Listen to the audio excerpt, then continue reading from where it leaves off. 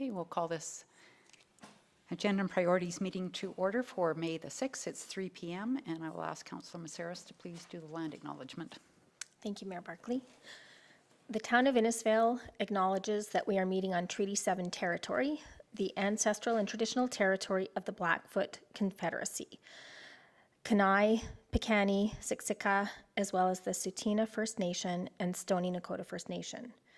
We acknowledge that this territory is home to the Métis Nation of Alberta, Region 3, within the historical Northwest Métis homeland. We acknowledge the many First Nations, Métis, and Inuit who have lived on and cared for these lands for generations. We are grateful for the traditional knowledge keepers and elders who are still with us today and those who have gone before us. We make this acknowledgement as an act of reconciliation and gratitude to those whose territory we reside on. Okay, thank you, Councillor Messaros. Are there any additions or deletions to the agenda? No. Could I please have someone make a motion to adopt the agenda as presented? Councillor Dunham. Accept the agenda as is. Do you want to do that? Mic on. Here we go. Mayor Barclay, I move that we accept the agenda as is. Okay, thank you very much. All in favor? Okay, carried. Thanks. And I'll ask CEO Becker to introduce our guest today.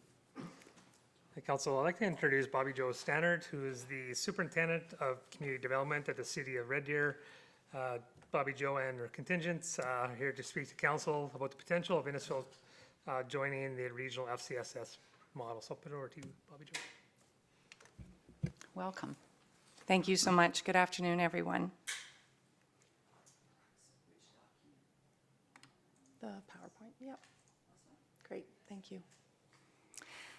So as Mr. Becker has indicated, my name is Bobby Jo Stannard, and as well as being the Community Development Superintendent at the City of Red Deer, I am the Director for the Red Deer and District FCSS program. The City of Red Deer is the administrative arm of the Red Deer and District program, and that is why I act as that Director. So along with me here today are several board members from our Red Deer and District program, and as I have the mic, I will introduce, but please stand as you're introduced or give a wave. Milt Williams is the Red Deer and District FCSS Board Chair and Citizen at Large for Red Deer. Philip Massier is Councillor for Division 1 of Red Deer County. Lisa Ferguson is Council for the Village of Elnora. And Dick Lemke is a Citizen at Large for Red Deer. Just want to talk a little bit about FCSS in general, and then we will talk a little bit more about Red Deer and District and how our program works. So many of you will be familiar with the services if you're not familiar with the brand of FCSS. Community supports that prevent breakdown and enhance social well-being of individuals, families, and communities is the goal of the FCSS program provincially. It is an 80-20 cost-sharing partnership between the Government of Alberta and the municipalities and Métis settlements.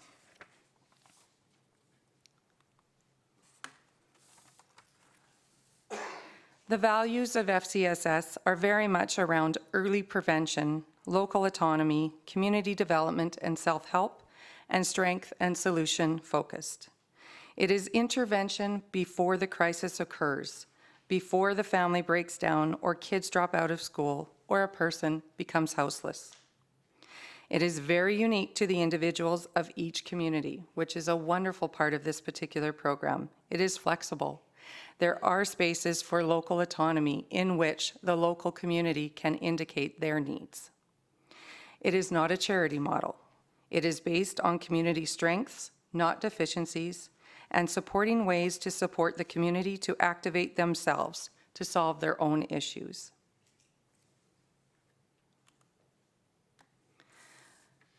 Red Deer and District, FCSS, we are very excited to be celebrating our 50th anniversary this year. It has been a partnership since 1974. The communities of the town of Penhold, Village of Delburn, Village of Elnora, Town of Bowden, Red Deer County, and the City of Red Deer has been in place since 1974, with the first adopters really being the City of Red Deer and the villages of Delburn and Elnora. The program is governed by a multi-municipal agreement through the FCSS board in which there's representation from each partner. The City of Red Deer Council has 2 FCSS board members. Red Deer County Council has 2 board members, and there is 1 council member from Bowden, Delburn, Elnora, and Penhold. The City of Red Deer itself has 4 members at large to balance out that population representation for a total of 12 board members. Staff, myself, provide support to the board. We are not members and we do not vote. We currently are in a unique opportunity in that the multi-municipal agreement in which we all work under is expiring at the end of 2024. And as part of that conversation, to see if there's things that we wanted to change or amend in that particular agreement, the decision by the board was for administration to reach out to the other communities that are local. The towns of Innisfil and Sylvan Lake, for example, have their own FCSS programs, as well as the town of Black Falls. And so that is what we did. We reached out to the town of Innisfil in particular and had those conversations, which is why we are here today. The priorities for the FCSS board are set together through a consensus model, but very much based on what's happening locally. Just to give you a little taste, and all of this information is available on the reddeer.ca website. The Red Deer District, in conjunction with an opportunity to update the funding guide, went out and decided to have conversations with each of the municipal councils to see what funding streams were important to them. This is the result. We have grant administration and support funding. So that's the funding that comes directly to the City of Red Deer to administer the grant. We currently have 1 full-time FCSS coordinator, and we have 2 part-time positions. They're actually full-time positions at the City of Red Deer, but part-time do FCSS. We have business support as well as research and evaluation as part of that grant administrative support funding, and then all the extra things we do in terms of organizing conferences, attending directors network, having conversations with the provincial government. The municipal funding is a particular funding stream that supports staff. So in each one of our partner communities, there are staff on the ground. That staff is employed by the local municipality, is not employed by Red Deer District FCSS. There are different models out there, but this is the model that we have adopted. So there are staff at the Red Deer County. I think there's about 4 or 5 staff now there at the Red Deer County that are funded. There are 4 community work facilitators at the City of Red Deer, and then there are individual community navigators / workers that work in each one of the communities. There is external project funding.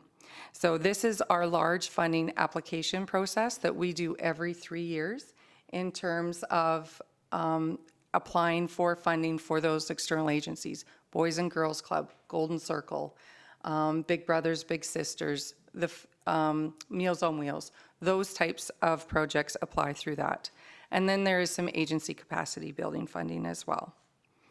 Local knowledge and consultation inform the funding priorities, and decision-making outcomes are assessed through monitoring, evaluation, and project performance. Stop me anytime you have a question. Just wanted to give a sense of what the annual budget looks like right now for Red Deer District. We are approximately at $4.1 million. We were at $3.8 million for a long time, since 2015, but the provincial government in the last budget gave a 5% increase to FCSS across the board. This is how it shakes out. So you will see, it's a little bit hard to see in that PowerPoint, but about 60% of the funding in our FCSS pie is given out to external agencies. Our FCSS really feels strongly that it's important for the community to be supported financially to do for the community. So it's not that we have internal staffing doing children's programming, for example. We leave that to the experts of Boys and Girls Club. We also fund 2 counseling agencies. So for short-term counseling, because it's still prevention, but we're able to fund 2 counseling agencies that allows them to have a sliding scale of payment. So we see individuals who maybe couldn't afford the full amounts for counseling. And then about 40% of that pie, or 35% of that pie, is in municipal staffing, which is very project-based. They're the ones on the ground doing things like the Children's Indoor Play Space program, working with our seniors. And about 5% is held back in a new program that we've just launched for grassroots funding. So community-led projects can be funded up to $10,000 to provide change and social connection in their community. This is really a capacity building grant where we've asked the community to come together to support each other. What we're hoping to see is some organizations be able to flourish and build their capacity to then apply for that larger amount of funding as well. So we don't just always fund the same 10 organizations.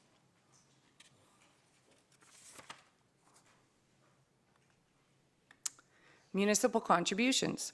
So the way the funding works is that all of the funding that would originally go to each of the municipalities from the provincial government is pooled. So each of our 6 municipality pools that 80% from the province, and then there is a grant opportunity, so the grant applications go out. We take a look and see where each one of those particular projects are based in their operations. So if we have Central Alberta Refugee Effort, for example, that is only providing services at the City of Red Deer. The City of Red Deer are the only municipality that makes up that 20%.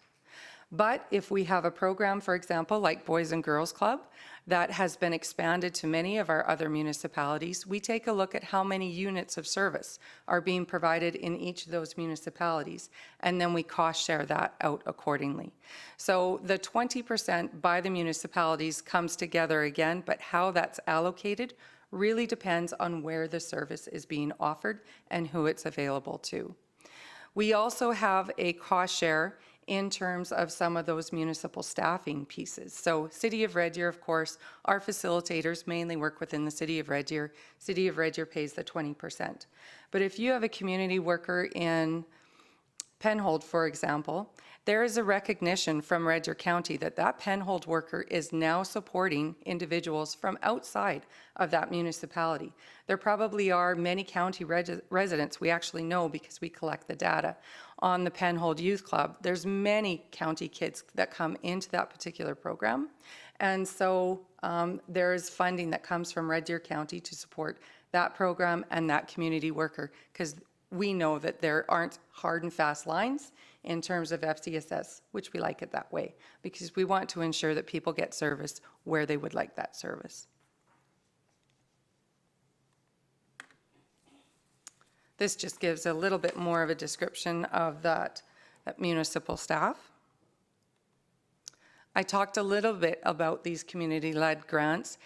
As I said, it's a very small amount of our overall FCSS budget, but having a large budget allows us the opportunity to do some innovative and unique things and pilot some particular grants. So that's where we've piloted the Spark grant, for example, which is up to $1,000 matching grant for community groups that want to do events or provide some programming that at its core is intended to build social connection.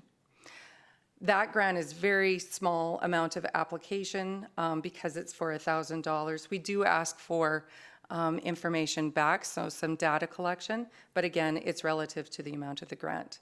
And the Reconnect grant is the one I was speaking about before, that's up to $10,000. What's really neat about that particular grant, and I've been talking about it a lot lately, is that we have a learning series that comes with that grant. So as being part of a large FCSS program, we do have particular expertise within our FCSS staff. So our 4 community facilitators at the City of Red Deer run a learning series for each one of these community groups. We talk about engagement. Who are you engaging? Who are you not engaging? How do you reach out to marginalized populations that maybe don't engage in some of our other programming? And so there's about a 4 or 5 session learning series within that group. And we have a yearly alumni event. Now, there's no money attached to the alumni event. There's no requirement in the contract that these groups attend the alumni grant. But we saw over 50 people at this year's alumni grant come back together because they had built those social connections between them to talk about their programs and how they went.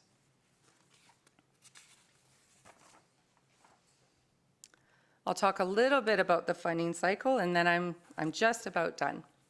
So this is how the 3-year funding cycle works within Red Deer and District FCSS. So the first kind of bit of work that we do after our resource allocation and our program delivery, which we will start doing in 2025, is our priority setting. So Red Deer and District has, as I said, some expertise in research and evaluation. And so we go out to the public through a methodology called the Delphi survey in terms of asking some of our subject matter experts in the community, so our agencies, our operators of programs, what they're seeing in terms of trends or issues. We then ask them to spread that survey out further to community members. So are there community members that have a particular understanding of what they're seeing in terms of needs in the community? We bring that information back, create another survey that goes back out that talks about programming, so it becomes much more tangible. So a good example is often we'll see children's mental health come back as a priority. That's a very broad topic, and in FCSS we can only deal with the very primary pieces of children's mental health. So then what we do is say, okay, children's mental health is a priority. What types of programs would you like to see in your community? In this instance, family school wellness came to the top of the list. So that is primary prevention that is based in schools that school districts administer, and school districts can apply for FCSS funding. And so that became a priority in the last funding cycle. The next piece we do is program and service development. So we start having conversations, as I said, about what programming this looks like. Then we do our large resource allocation. So this particular process is quite involved. Our FCSS board members will tell you there's a lot of reading every 3 years. We have, right now, currently we have 19 funded organizations. We usually see about 45 applications come in. The City of Red Deer has purchased a software system to be able to allow these applications to come in, and as well do some outcome measures reporting. So it's a purchase software that the City of Red Deer purchased on behalf of Red Deer and District FCSS. The applications come in, the board members can then score them online, and then we come back together as a group at least twice to have conversations about how that fits. So the scoring is not the end of the conversation. We then have conversation about geography. Do we see programs in all of our 6 municipalities? Do we see our funding priorities in each one of those in the area of all of the applications? So that's the conversations that come about. One of the great benefits to this particular way of working is that if you are a representative of a small community where my home community is Spruceview and Markerville, I know what it's like to go to the grocery store and get asked about the children's program that may or may not have been funded. So I certainly understand that this particular way of allocating funding is a bit more arm's length. You have 12 other members on that FCSS board that help you make that decision, and you really look at the conversation holistically. What do we have across the region? Are there other organizations that could perhaps provide this particular service? So once that resource allocation happens, the City of Red Deer goes back to work, and we create project logic models for each one of the successful applications, as well as contracts. And then the City of Red Deer continues to monitor those contracts for the next 3 years.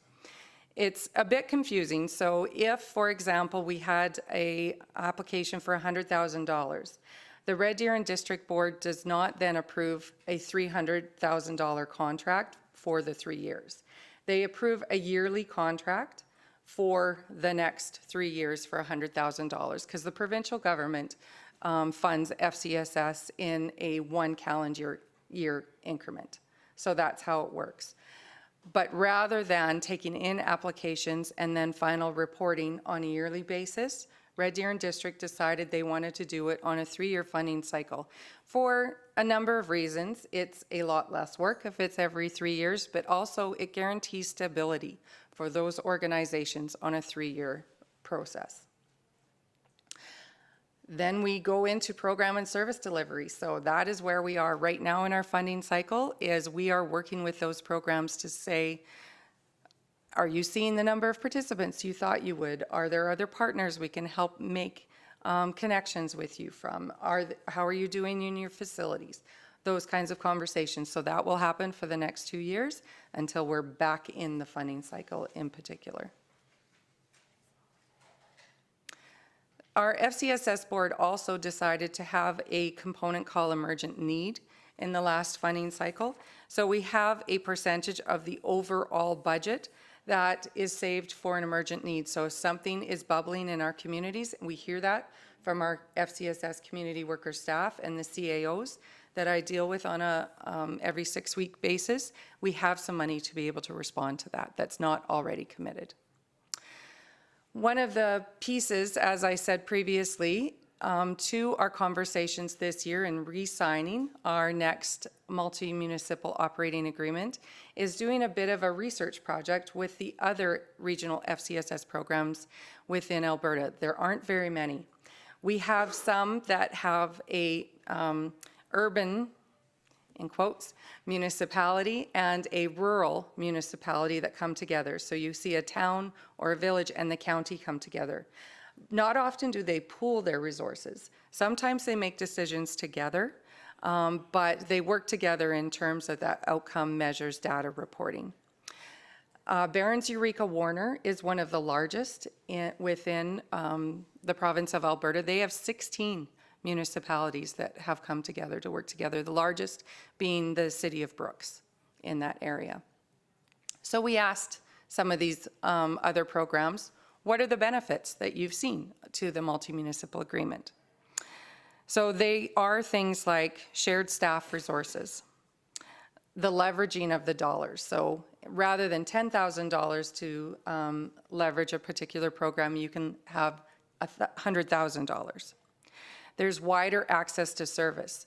One of the requirements of our FCSS agreement is that all of our funded agencies come together on a quarterly basis to have conversations together about what they're seeing, learning opportunities, and often conversations about reporting or what we see coming. More funding in rural areas. So a really good example of this is the village of Elnora.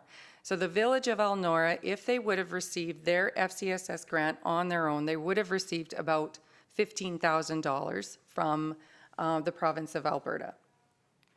Right now, as a result of the multi-municipal partnership, the village of Elnora is able to support a full-time staff member, which within our cost-share agreement is valued at about $67,000. As well as receive funding for some local programming. The Play School, for example, there's a youth club. So I think their return on investment is about 250%.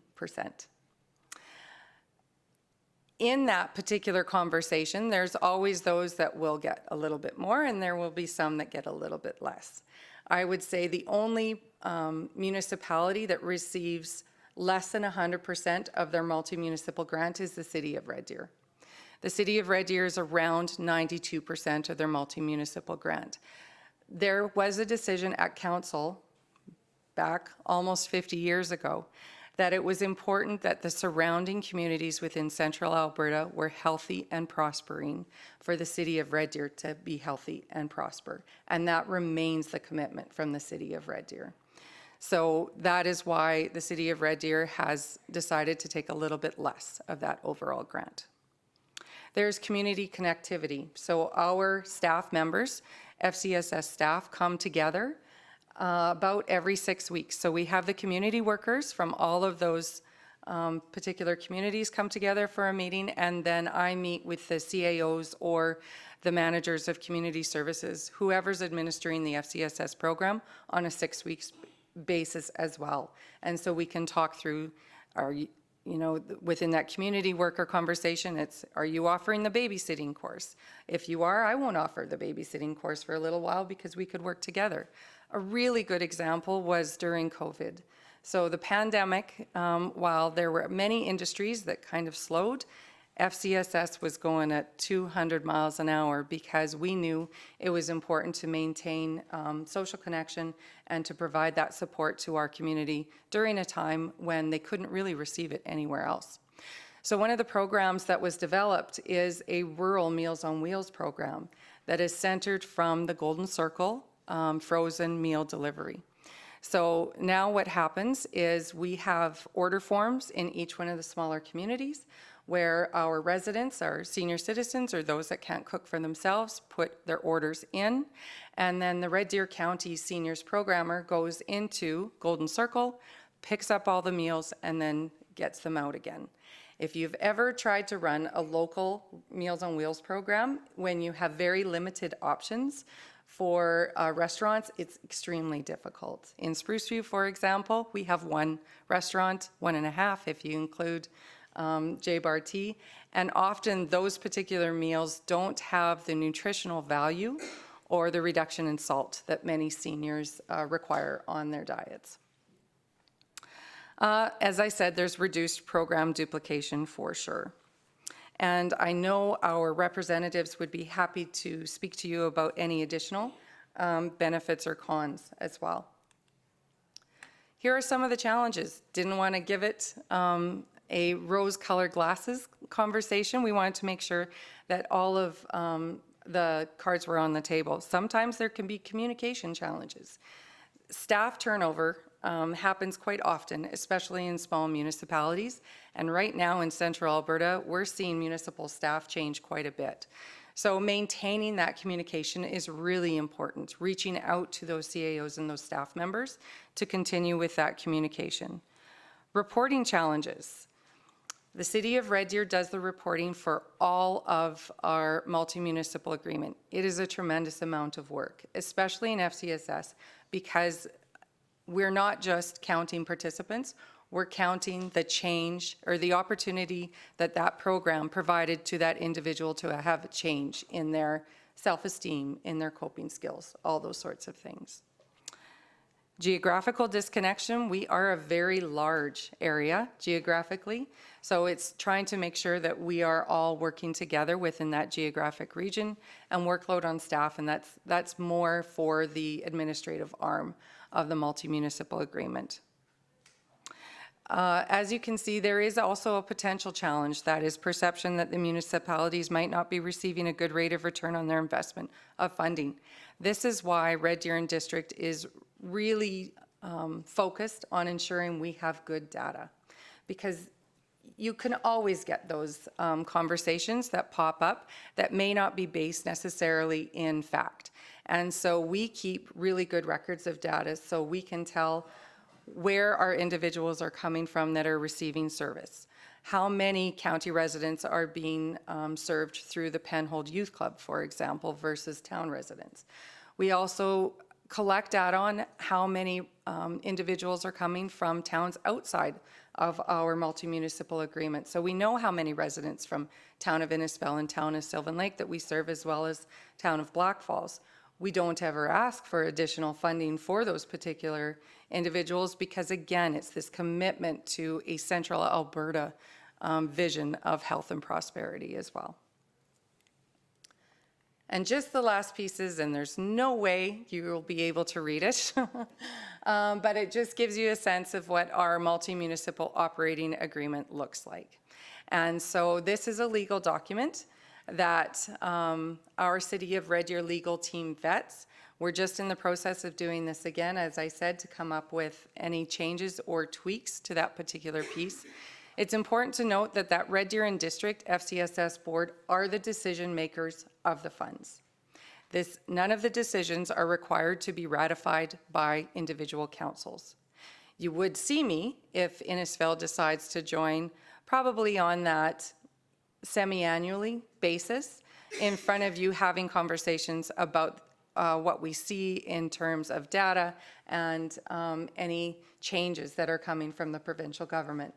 I've had the great opportunity in the last 2 years to be chair of the Directors Network. That is the provincial network of directors of FCSS in the province, and had the opportunity to have great conversations with ministry staff as well as cross ministries. So that opportunity has come up as a result of our multi-municipal operating agreement as well.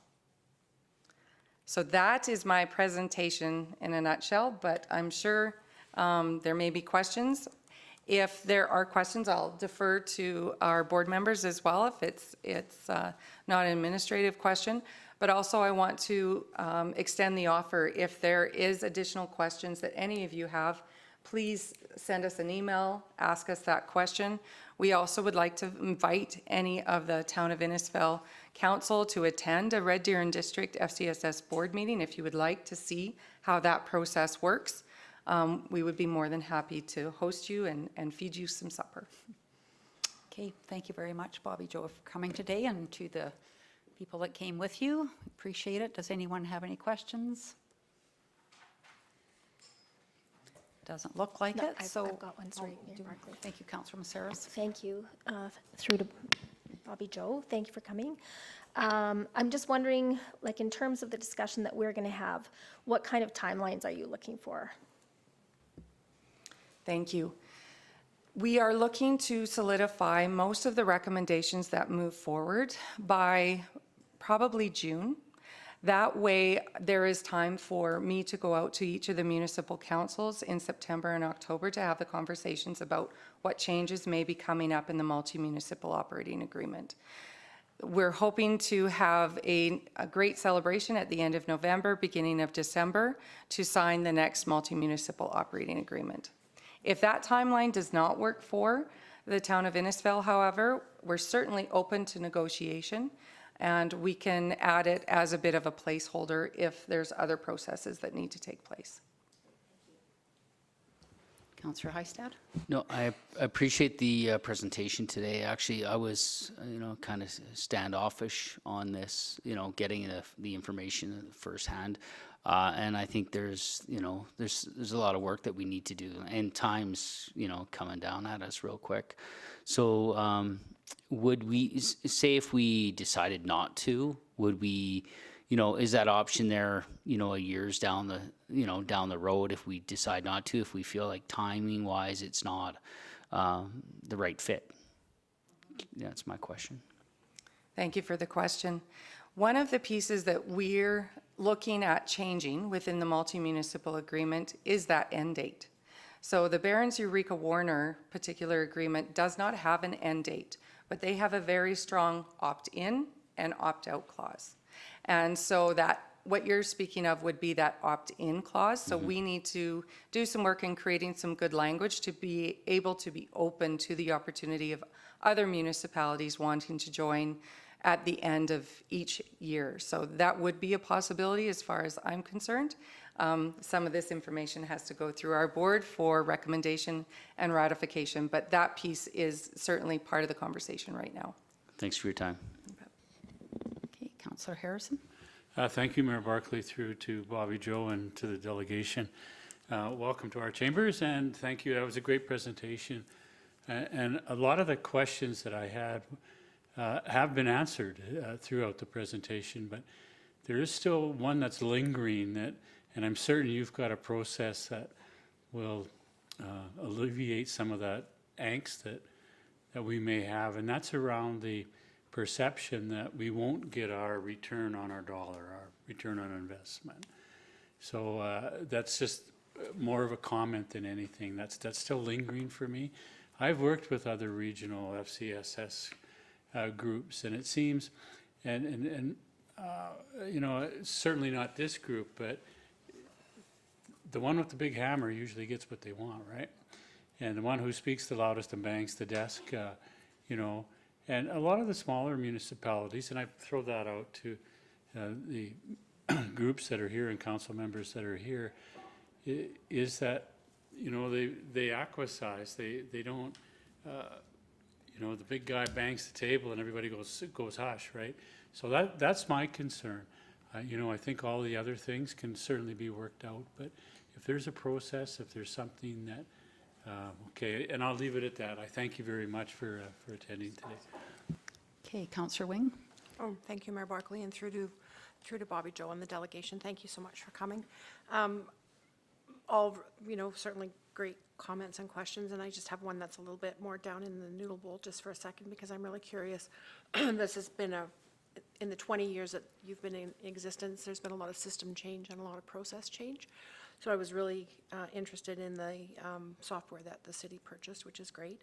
So if you boiling down the whole data collection, then outcome measures and logic models, which were the things of nightmares for people, would have been for you when you were in Stony doing this work, or out in Spruce doing this work. Does the software then work that the folks on the ground are just basically putting in numbers and then the software does the rest of it, or are they still struggling and fighting with logic models? Great question.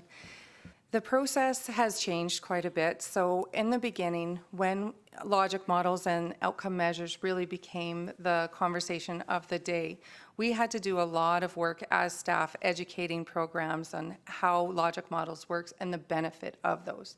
We don't have to do that anymore. Almost every grant that you apply for now as a nonprofit organization requires those things. But what we've done is we tweaked the software in that the questions follow a logic model format. So once the application is in, the system automatically generates a logic model. And so then we sit down with the organization and says, is this right? Because the application for funding happens back in February of the previous year. So a lot can change in a year to when they actually receive their funding. So we sit down with those organizations and say, is this the program that you're going to provide? And if so, great. If not, let's tweak some things and then move forward. So it's much more of an automated process than it ever was before. Okay, thank you, Bobby Joe. And I think, you know, what we'll do, we'll talk about this in the future and kind of defer to our experts under the direction of Director Jenkins. And, you know, it's kind of difficult to wrap our heads around. And I'll be honest, to me, it's not just about the money, and it's also about what we might be giving up, because we have an extremely robust FCSS program in Innisfail and have for a number of years, and they do a wonderful job. And I think that community connection in Innisfail with other agencies and nonprofits and you know, all the work that has gone on, even during COVID, we saw a lot of programming, online programming come out from different organizations that FCSS is a part of. So it would be, it's really important from my perspective that we understand we might be gaining something, but exactly what might we be losing, because I just think our program here is so good, and it is local, right? So you are connected to the community, and you understand what the community needs, and there's a lot of collaboration that goes along around in this community. So I'm really proud of what FCSS does here. So.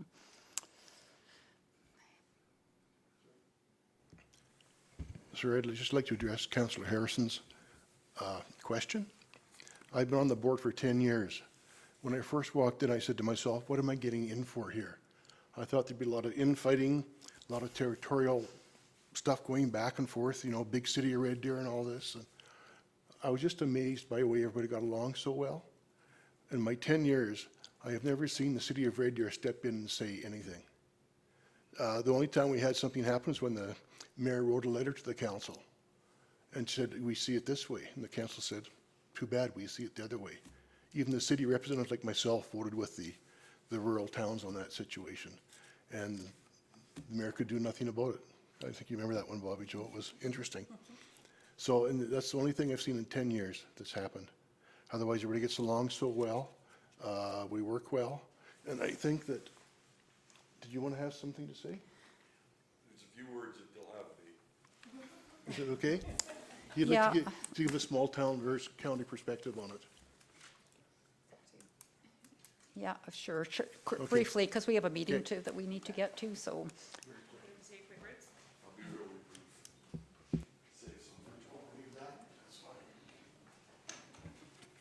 Yeah, thank you for that clarification.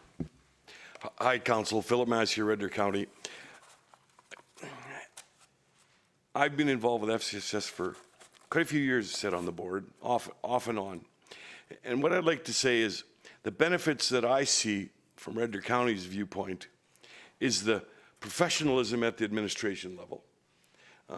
The ability for the city to have the resources they have to provide them for FCSS and the rest of the municipalities, I think is, you can't buy that. You can't achieve that individually without the duplication of services.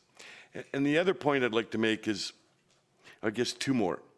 It's amazing, and I think the Chair mentioned it, watching administration from all the different municipalities, and when I say administration, I'm talking the facilitators and the new word for them, the navigators, the actual field workers. When they can come together from all the different municipalities and share their ideas and share what each other are working and doing, because my ratepayer doesn't just do Red Deer County stuff. My ratepayer comes to Innisfail, goes to the city, goes to Penhold. And sometimes they don't want to do stuff locally because of the stigmatism that could be there. So this gives them the opportunity to go to a different municipality and be treated equitably and fairly. And the third thing, and I think the angst in the room, do you lose your autonomy? No, you don't. Because of the way it's structured, the municipality puts in their individual requests, and that usually means workers to do the programming. And then as a joint, we do the larger programming. But Red Deer County does some FCSS stuff internally with our own funding that maybe other municipalities aren't doing, but they're more than welcome to join. So each municipality does keep some autonomy in the original discussion on how to disperse the money. But the real financial savings is that not duplicating the administrative professionalism. Thank you for your time, and I'll see you for lunch tomorrow. Okay, thank you. All right. Well, thank you very much again for coming, everyone. We appreciate it, and we will have a conversation in the future sometime about this. So.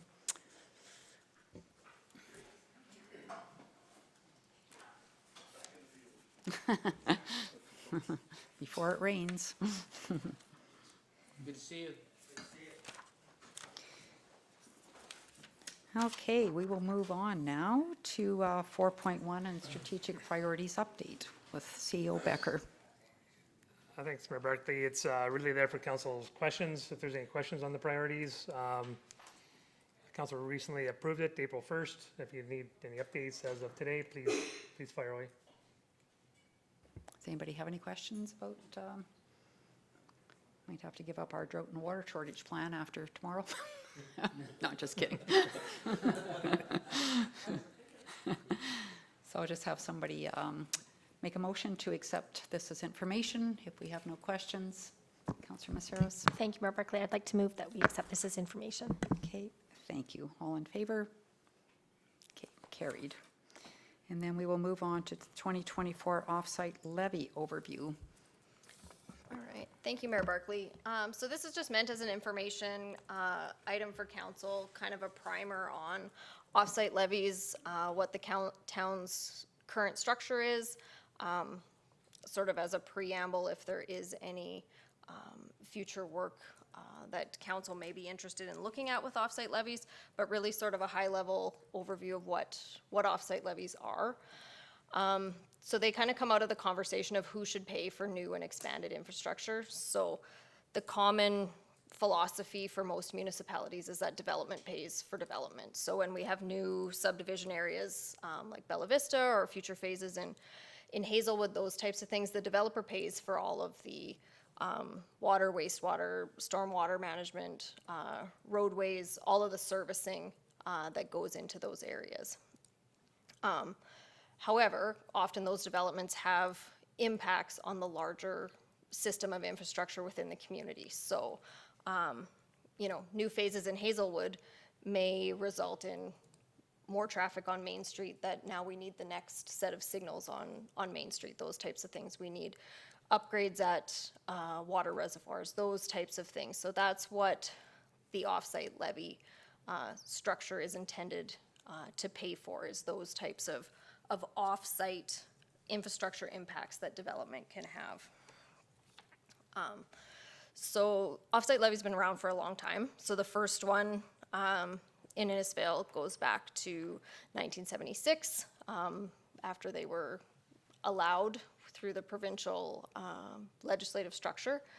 The town's most recent off-site levy bylaw was adopted in 2016 based on a 2015 infrastructure report that was prepared. So currently on newly subdivided land, there's an off-site levy that is paid of just shy of $24,000 per hectare that goes into a restricted reserve, essentially, that is there to pay for projects identified within the bylaw. So, yes, so off-site levies are collected either at time of subdivision or development permit, and they can be collected on greenfield development land or on redevelopment parcels. So, so we see that on new subdivisions, as well as lots that are being redeveloped in the older areas of town. There is just a bit of a challenge on those redevelopment lots in that you can't charge an off-site levy for the same thing twice. So, so there does have to be some tracking and treading a little bit carefully on redevelopment properties, that if there is a record that offsites were collected previously, what we can collect in a redevelopment situation. So some of the projects that are outlined. So our current offsite levy bylaw identifies 17 projects that are largely development related within the bylaw, that the monies collected are earmarked to go towards. So there are a few projects that have been completed. That's the Reservoir 2 upgrades. Actually, the construction of Res 3 was included as part of the bylaw, as well as some of the work required to connect to the regional wastewater line.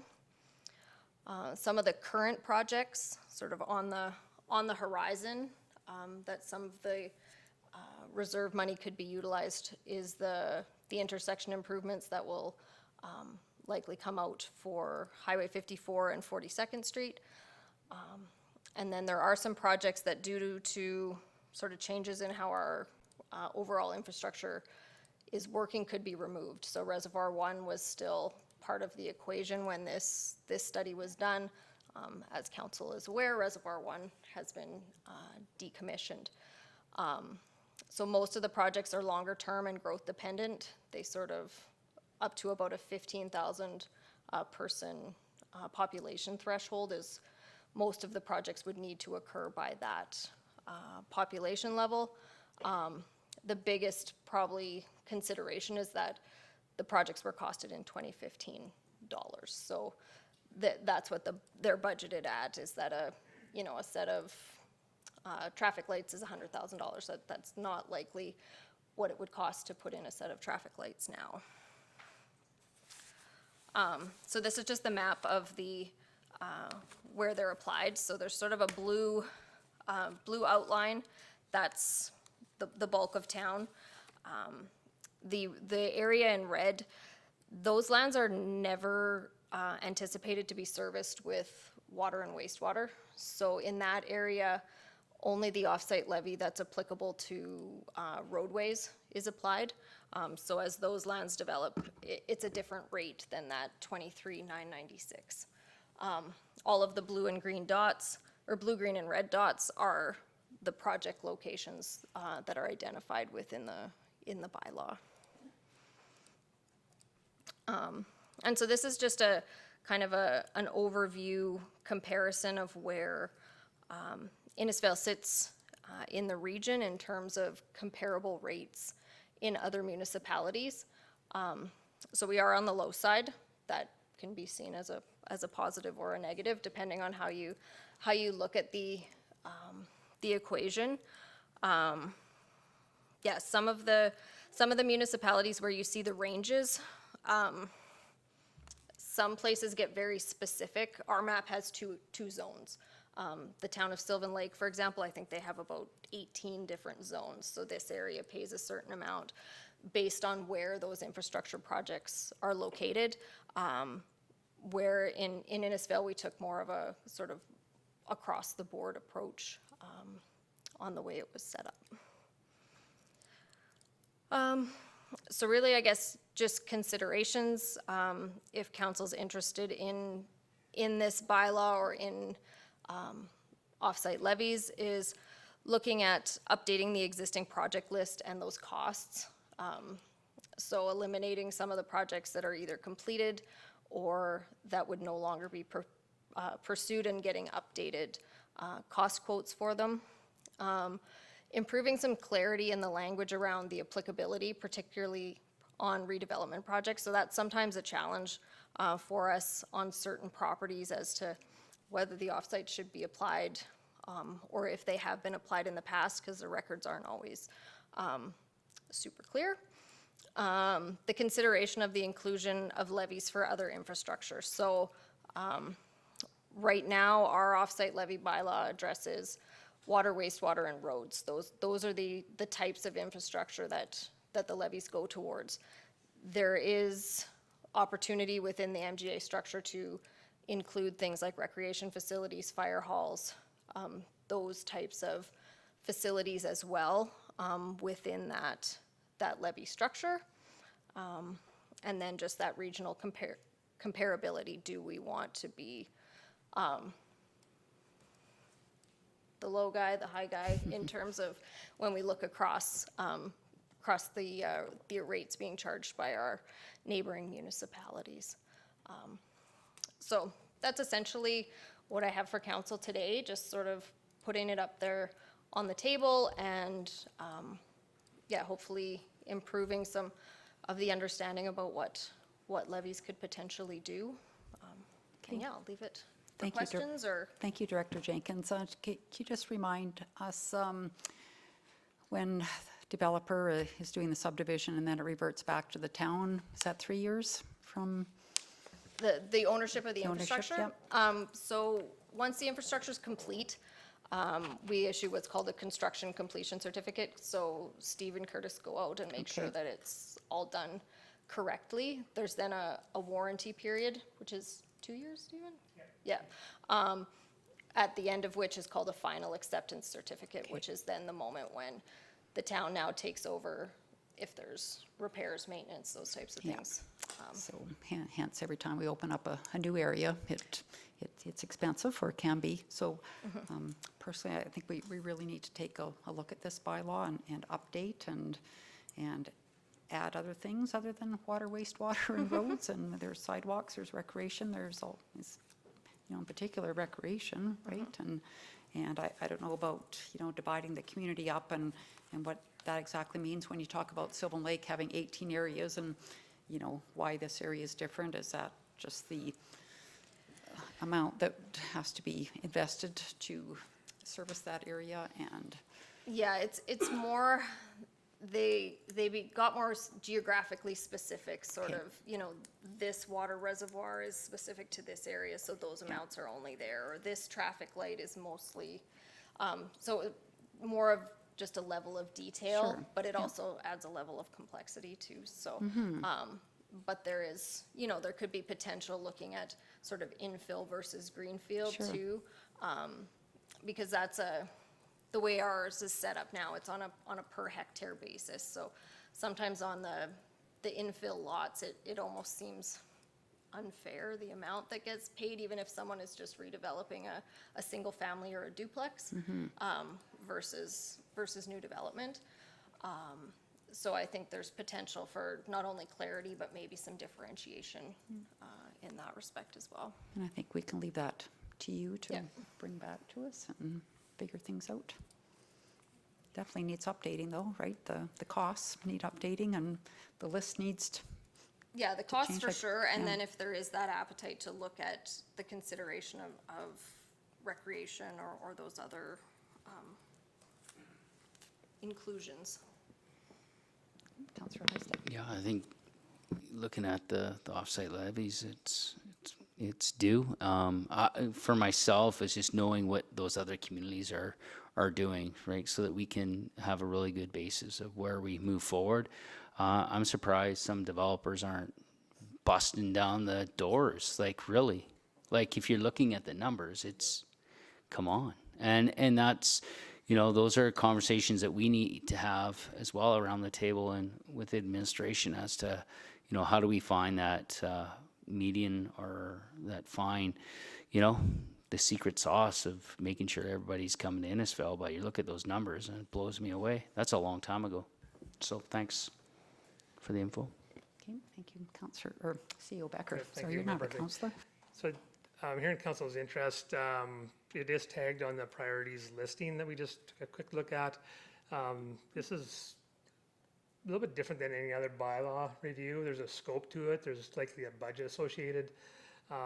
Like to maybe talk to the SLT because it is interdepartmental as well. It'll take 3 in company to undertake. I wouldn't mind understanding the scope, come back with a scope of what that review would look like and see how it fits in against all the other priorities that you've established, but also it's on their docket as well. Yes, for sure. Do you want to just accept this as information today and then you'll bring Yeah, definitely. the rest back another day? And does anybody else have any more comments, questions? Councillor Bates. Well, no, it just seems to totally make sense. Anything that can have that kind of effect due to inflation or anything else that we have to update it. And with that, I'll move that we accept it for information. Okay, thank you. All in favor? Okay, carried. Thank you, Director Jenkins. And we'll move on to 4.3 and the Allan Cup. Okay, so likely some of council knows more about this than I do, but as we know, the Innisfail Eagles Hockey Club has been awarded the 2025 Allan Cup, slated to run April 5th to 12th next year. The Innisfail Eagles are requesting support from the town in hosting this week-long event. The Allan Cup's the National Senior Amateur Men's Ice Hockey Championship, would be hosted at the Twin Arenas. This national level event would bring visitors and a spotlight to the community. Details of the event and expectations have not yet been realized in any kind of conversations with the Eagles Club, and we would need to work with them to understand implications and opportunities that the event would have on resources, budgets, other user groups, as well as the community as a whole. So the request right now is for a motion, essentially for us to gather information to better understand what this event will mean for the community and the organization. Okay, thank you, Director Jenkins. You've got your light on already. Yeah, I want to make the motion. Let's get to business. Go for it. All right, the council supports the Innisfail Eagles Hockey Club in hosting the 2025 Allan Cup Hockey Challenge and directs administration to gather the necessary information to better understand the anticipated community and organizational impacts and report back to council. Okay, thank you.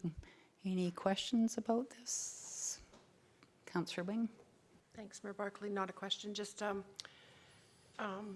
comment, and that is there will be a committee struck to oversee the work around the tournament, and of course that will include the town, and it will include a lot of conversations with lots of minor organizations and the chamber, etc.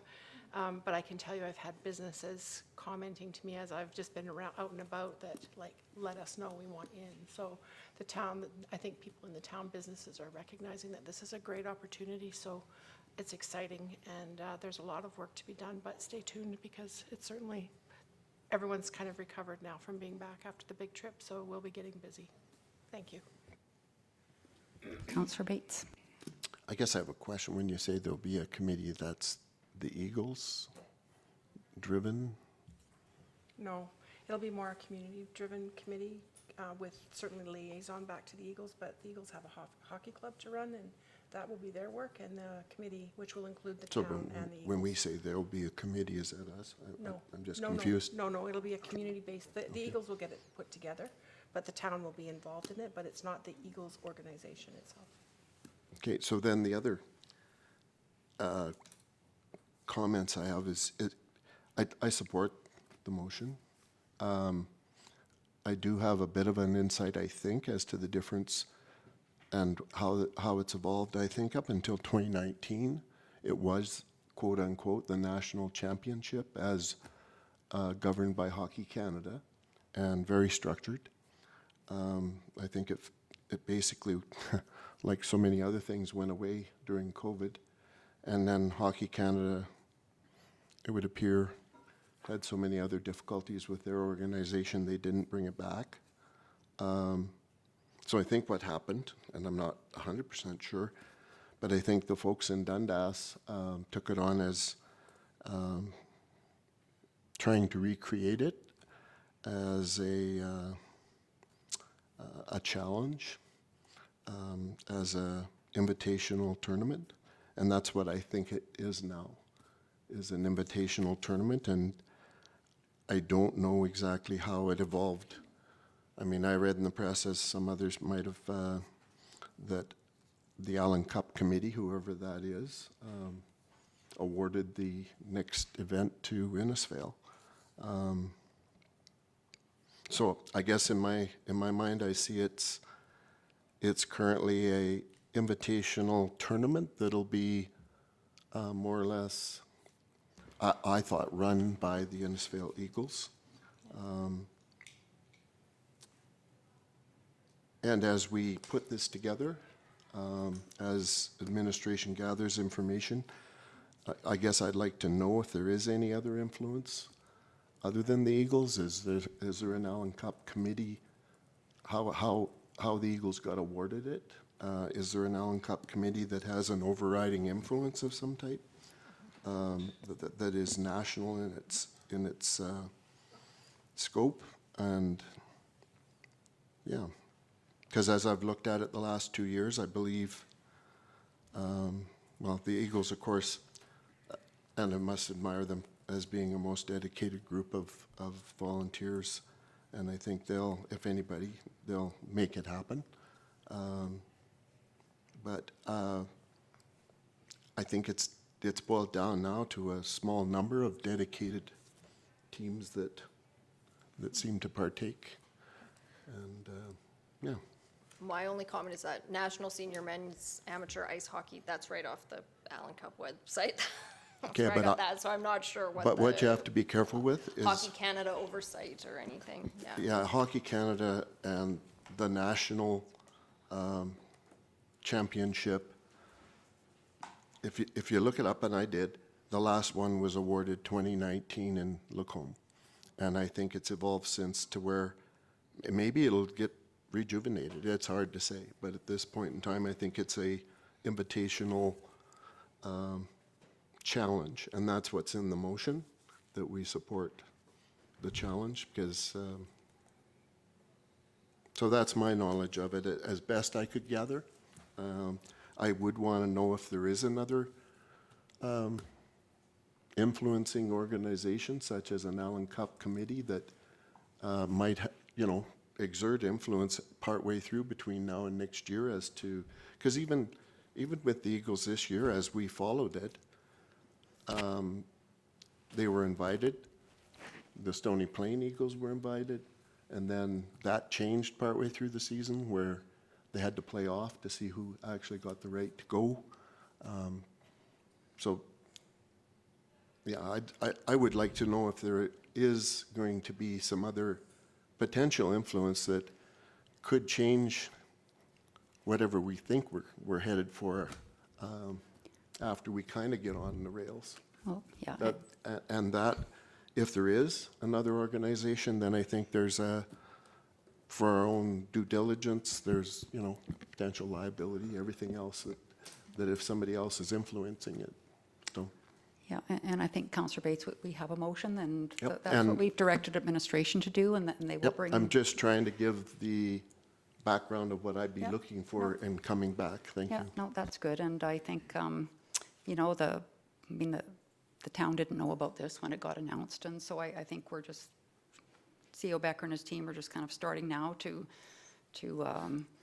hopefully in the near future have some dialogue and understand all of this. So that's what the motion's about, is to let administration take this over and work with Eagles and then bring that information back to us. And Councillor Heistad?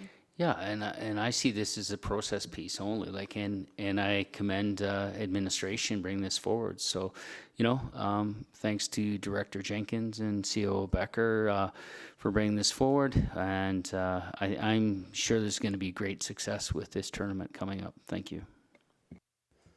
Okay, so we have a motion. Everybody in favor? Okay, carried. And we'll go into correspondence and information. If anybody has any questions about anything, Councillor Heistad? No, Bill 20, I just want to recognize Bill 20 and some of the communication that we've had from the Alberta municipalities and some of your the good work that our mayor has done on Bill 20, and it's you know, it's a work in progress, but I think my comment, you know, around the table is when I sit here with all of you, I don't represent the NDP, I don't represent the Progressive Conservatives, Wild Rose, or the Liberals. It's I appreciate the work that Alberta Munis is doing, and Tyler, our president, is doing on this one. So it's unfortunate that we've gone down this rabbit hole. And that's all I want to say on Bill 20. Thanks. Okay, thanks. Okay, if there's no questions, we'll just have somebody make a motion, please, that we accept the correspondence as information. Mayor Barclay, I'll make that motion. Okay, thank you, Councillor Dunham. All in favor? Okay, carried. And we'll go to roundtable and begin with Councillor Messaros today. Thank you, Mayor Barclay. Well, last week was a little bit quiet. Other than Saturday, there were a lot of events on. It was great to be part of the town of Innisfail with all the volunteers. And this week I've got a couple of things. I'm going to go to the lunch meeting tomorrow with Red Deer County. We've got something happening, a couple of things happening with the chamber. I think it's probably not on Friday, but we've officially hired our office manager, and super excited and happy about that. And that's about it. Thank you. Okay, thank you, Councillor Messaros. I just wanted to clarify that they're Tuesday through Friday now, right? The chamber office? Or did I read that in the Friday fan out? I don't know. I Okay. didn't read that. Okay. There's some flexibility to Okay, her hours, yeah, and there's a certain number of hours that we will Okay. expect her to be in the office, but I'm not 100% sure yet what No, those are. That's great. No, that's congratulations on that hire. Councillor Dunham? Thank you, Mayor Barclay. I will be submitting next week, or sorry, on Thursday for our regular council meeting, the different engagements I've been to, but I do have to say that Saturday and this entire weekend was an incredible weekend around this community. Actually, I'd say from Thursday going through till the weekend, and I know that Councillor Messaros said, Mayor Barclay and I attended several things together, and it was just really great to see the community come out. Well, thank you. Councillor Heistad? Yeah, it was like Councillor Dunham had commented. I think there were so many good things going on for myself. I had the opportunity being at the Phil Can Association fundraiser for the food bank. It was great. It was so much fun, and the best part was seeing Johnny dancing. But it was a great night, and it was one of those evenings where I think some of us councillors that were there got to chill out, and that was the best part. So, thanks so much. Okay, thank you. Councillor Dunham? I'm sorry, Councillor Harrison, sorry. I was reading something in my book here. Thank you, Mayor Barclay. Yeah, just one event last week that I attended, and that was the trout and fish release at Dodds Lake. It was well attended. There was probably close to 7,500 people there at the heat of the release. I do have one thing that I need to sort of put on the table around that whole parking area, and it's starting to come to fruition. The last couple of weeks, on the weekends where it's been really warm, there's been a number of people that they take over the dock. And now I'm thinking of the boats and the kayakers and the paddle boats and everything. They don't have a place to dock when the new dock is covered with fishermen throwing fishing lines out. So I'd just like to table that. I think maybe we need to have a discussion somewhere down the road around that whole dock situation there. Because I'm afraid it's going to happen. The first weekend it gets hot. We have a number of visitors, and we're not discouraging visitors coming to our municipality. However, they're not very considerate when it comes to the boats. I've watched them. They just sit, and these poor kayakers are getting out in a foot of water, and they're getting wet. So I just put that out there. I just want to bring everybody, get a heads up on. I think we need to take a look at that whole sort of parking area dock, because that's a beautiful dock, and it's and it got a lot of use there on Saturday. Even after the event, there were a lot of people out there fishing. So that's about all I had. Thank you, Mayor Barclay. Thank you. And the other dock should be going in soon. Does it go in May long weekend typically, or? Yeah, okay. It's typically, right, I think. Okay, Councillor Bates? Yeah, I was just thinking that too, that once that other one gets in, it should help. Perhaps there might be some discussion once it's in about a certain little area reserved or something, I don't know. So since the last council meeting, I did attend the Community Safety and Wellbeing Design Lab on the 25th of April. There was a lot of productive interaction at that. I guess it's going to be interesting to see where we go from there with it, and I'm sure there's some expectations with some of the citizens that attended. I also attended the Shoppers Drug Mart opening, and very beautiful store there with very, very dedicated ownership. I did attend the ITT play, which was very humorous. The Lions fish stocking, probably the highlight of that for me was I just happened to hang out there a little bit late, and when some of the kids were bringing the rods back to the fishing game and were asked if they had one at home, and they said no, and they got to keep it. It was the look on their faces was amazing, actually, and the fishing game obviously had that all planned, but it was great. And I stopped in real quick at the men's shed bike tune-up without my bike. This week, county interaction. I do have a water commission meeting, and I think we're signed up for the Alberta Muni discussion and MDP. And I think I'll try and attend a portion of the water tour. The water tour may not make it out to the commission, but that's it. Okay, thank you. Councillor Wing? Thank you. Thanks, Mayor Barclay.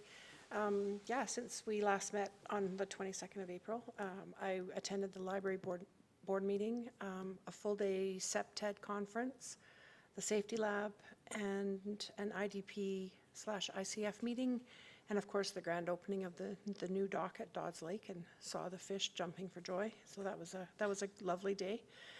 This week, I will be attending the meeting tomorrow with Red Deer County Council, Mountain View Regional Water Commission meeting on Wednesday, along with the Alberta Munis Bill 20 meeting, and then the MDP Advisory Committee meeting that afternoon. That's it for me. All right, thank you. So attended the Community Safety and Wellbeing Lab. That was a great evening and well facilitated, as always, of course. Was at the Shoppers grand opening. Attended Fortis and RDP, had a memorandum of understanding afternoon at RDP. It was excellent to see everybody there and the work that's going on between Fortis and RDP. I've listened to a couple of Alberta Council webinars last week. One was on Bill 20, the other one was on festival funding. And what else? Diversity Magazine was out in Sylvan Lake and picked up this award for Innisfail, so congratulations, Town of Innisfail, for the work that's gone on the last 4 years in that area. And this weekend was pretty busy. The Innisfail Fish and Game event on Saturday, the Men's Shed Bike Tune-Up, the art show that was at the Baptist Church, and the PhilCan Association event that was Saturday night, which was absolutely amazing. And Councillor Heistad was the MC, and it was just such a fun evening. And the food was amazing, and the entertainment, and I know they were raising funds for the Innisfail Food Bank, so I'm sure they did very well, and they're just an amazing group of people. So with that, we'll go to upcoming events. And we'll just have somebody please. Oh, June 22nd looks interesting. We'll just have somebody make a motion to accept the upcoming events as information, please. Mayor Barclay, I move that we accept the upcoming events as information. Okay, thank you. All in favor? Okay, and then we'll have a motion to go in camera. You got it. Make that motion, Mayor Barclay. Okay, thank you. All in favor? Okay, carried.